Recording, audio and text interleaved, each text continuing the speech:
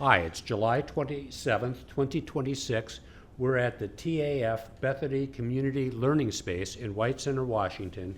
And today I have the opportunity of talking to Josh Coran. Josh, welcome. It's great to have you here. Thank you. 60 years of rail experience, starting out on the New York Central in East Rochester, New York in the summer of 1966. What did you do there, sir?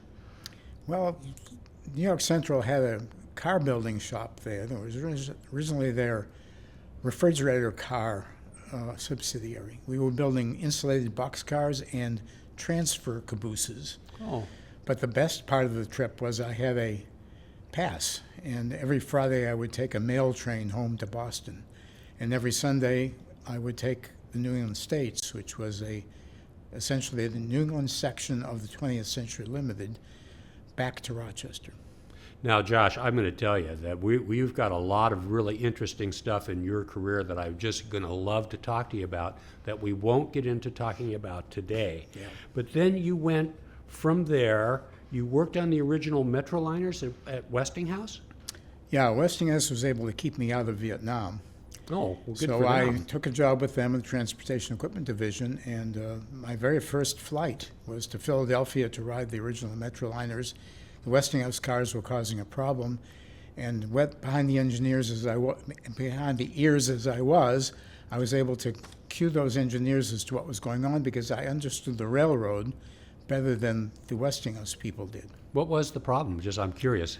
The pantographs were bouncing at the interlockings, and the Westinghouse people had no idea what an interlocking was. And course. I knew what the railroad people were talking about. So then from there to the Illinois Central Mechanical Department. So you're working your way west. Yeah, that's right. I kept going west. There, I had the job. The Illinois Central had a job with the newly formed Amtrak, refurbishing their inherited second-hand cars, and I was production and quality control engineer, which is a bit of a contradiction in priorities, but we handled it okay. And then I see from there you went to Pullman-Standard in actually one of my favorite communities, Hammond, Indiana. I do have to digress for a second. My mother's family was from Lansing, Illinois, which was literally across the street from Hammond, Indiana. So The Hammond plant was originally Standard Steel Car Company, right? which when it merged with Pullman the corporate name became Pullman-Standard. And Pullman had bought the plant back to build the Superliners, which was a huge order. Oh, okay. And you were involved in that. Oh, very much so. Yeah. What did you do? I was manufacturing engineering. Okay. We had the huge challenge. I used to tell people, would you believe there were 1,000 design changes after the first 10 coaches were completed? And they would shake their head. Well, I said, okay, I lied. There were 10,000 engineering control drawing changes. It made the whole project totally chaotic and ultimately destroyed Pullman-Standard. Now, I should have asked you earlier on, tell me about your educational experience. Where did you go to school and what did you focus on in college? My first choice was Annapolis because I wanted a career in the Navy. Okay. But I wore glasses, and that kind of killed that. And then I came out of what Freud would call a latency stage, where I was interested in ships. At age 13, I got a copy of a book review of Lucian Beebe's Mansions on Rails, and I was stuck back into the railroad business. So my second choice was MIT, and graduated from there in 1968 with a bachelor in mechanical engineering. So I don't run into too many people that MIT was their second choice. Yeah, my guidance counselor said something very similar. Yeah, okay. And then you went to my favorite living railroad, the Alaska Railroad. Yeah. And we're going to have to talk about this in the future, but you worked on the RDC cars made by the Budd Company.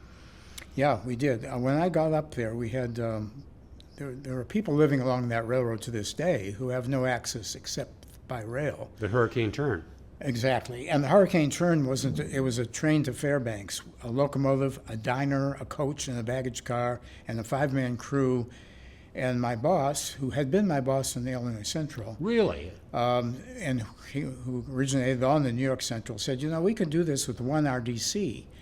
And we found a couple in the junkyard in Philadelphia. We had them rebuilt by Morrison Knudsen, and they were quite successful. and they ran until fairly recently. Yeah, like 2012, 2013, somewhere in there? Probably about there. Yeah, and then they got replaced by a full-size train. So then you went to Trinity Rail Express and then to Talgo Incorporated in Seattle, Washington. So you continue to work your way west. That's right. What did you do for the Talgo company?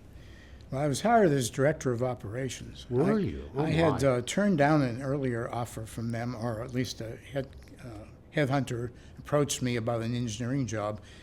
And I told her that she needed somebody who'd been out of engineering school less than my 50 years. And I regretted that because I figured this may be my only chance to work in a world-class city like Seattle. Oh, I'm And flattered. a few months later, I'm that guy's boss. So things work out pretty well. So what did you do when you were, tell us how you interacted with the Talgos and how that changed you and how you changed it. Well, of course, my initial responsibility was the maintenance operation. Okay. And The Talgos were in service at this we point. were running 5 Series 6 Talgo sets on Okay. the entire Amtrak Cascades was protected by Talgo equipment. And the maintenance operation is always a stepchild. Nobody wants to be bothered with maintenance. And the maintenance people were rather impressed with me, I think. They've told me since that I would come down on the third shift when the equipment was in the shop Right. and be with them to see what their problems were and to help them solve those problems, whereas the rest of the office staff was 9 to 5 in the office downtown, never getting Never, down never close to maintenance. stuck a toe in the shop, never That's got any grease on their shoes or any of that stuff. Yeah, and then of course the Series 8 became the big thing, and they were already in design by the time I got there. I was Okay. able to contribute some intelligence to that design. Unfortunately, I got there a little late for that. Well, just in closing, what did you enjoy the most about your experience with Talgo? Working with the maintenance people. Okay. I like getting down in the weeds. That's where the money is made. That's where the value is added, and I don't have much patience with people who don't recognize that. Absolutely.